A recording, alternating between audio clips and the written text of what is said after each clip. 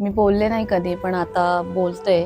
ज्या आई वडिलांनी माझ्यापासून स्वतःच्या मुलाला लांब केलं, तोडलं, पण आज परमेश्वरानेच त्यांच्या मुलाला त्यांच्यापासून खूप लांब पाठवलं. मग कदाचित तो पळून गेला म्हणून समजा, किंवा करिअरसाठी गेला म्हणून, करिअरसाठी गेला किंवा त्याच्या शिक्षणासाठी किंवा तिकडे काम करण्यासाठी गेला असेल, काही असू दे. पण आज परमेश्वरांनी त्यांच्यापासनं त्यांना लांब पाठवलंच ना. कसं असतं, कर्म असतं. आज जे केलं ते इकडे कुठेतरी फेडावं लागतं. आज माझ्यापासून लांब केलं, पण परमेश्वरांनी आज त्यांच्यापासून सुद्धा त्यांना लांब केलं. आज तो व्यक्ती इथं नाहीये, आज तो आउट ऑफ कंट्री पळून गेलेला आहे. पण जेव्हा माझ्या कानावरती ह्या ज्या 4 गोष्टी आल्या ना, खूप वाईट वाटलं. कारण मी ती मुलगी नाहीये की कोणाचं तरी वाईट व्हावं आणि झालंच पाहिजे किंवा अशा गोष्टींचा विचार करणाऱ्यातली नाहीये. कर्म कर्म असतात. माझा कर्मावरती खूप विश्वास आहे. तुम्हाला एक गोष्ट सांगते, आपला हेतू, आपला विचार आणि आपण जर प्रामाणिक असेल ना, तर देव सुद्धा आपल्याला साथ देतो.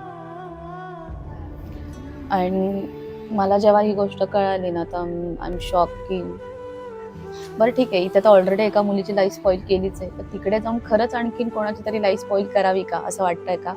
कारण हे माझ्या कानावरती जेव्हा आलं आणि मी काय बोलू मी पुढे, असं झालं होतं मला.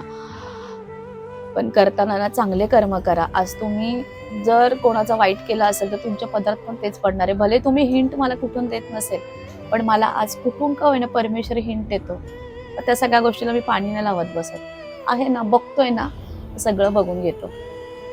करायचं असेल ना, तर मला खूप काही गोष्टी करता आल्या असतात. मी फक्त आतापर्यंत सोशलवरती त्या व्यक्तीच्या सगळ्या गोष्टी टाकलेल्या आहेत. त्याच्या व्यतिरिक्त मी कुठल्याच गोष्टी आणखीन केलेल्या नाही आहेत बरं का. जो की त्याच्या रिलेटिव्हजमध्ये सगळीकडे अशा गोष्टी पसरवल्या गेल्यात ना, ते मी नंतर तुम्हाला सांगेन. कोणी कोणाच्या लाईफमध्ये परमनंट येत नाही. आहे तोपर्यंत फक्त एकत्र राहतो, सोबत राहतो, एकमेकांना जीव लावतो, एकमेकांवरती प्रेम करतो. आहे तोपर्यंत असतं ह्या सगळ्या गोष्टी. नंतर कोणी कोणासाठी नसतं. प्रत्येकाला प्रत्येकाची जागा देवाने दाखवलेली आहे आणि तिथं आपल्याला सगळ्यांना जायचं असतं. कारण तुम्हालाही तिथंच जायचंय, मलाही तिथंच जायचंय, मलाही तिथंच जायचंय, तुम्हालाही तिथंच जायचंय माझ्या मागे. एवढंच आहे आयुष्यामध्ये.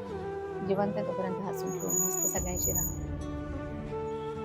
सो अशा काही गोष्टी असतात. त्यामुळे चांगले कर्म करा. तुम्हालाही देव चांगलंच फळ देईल.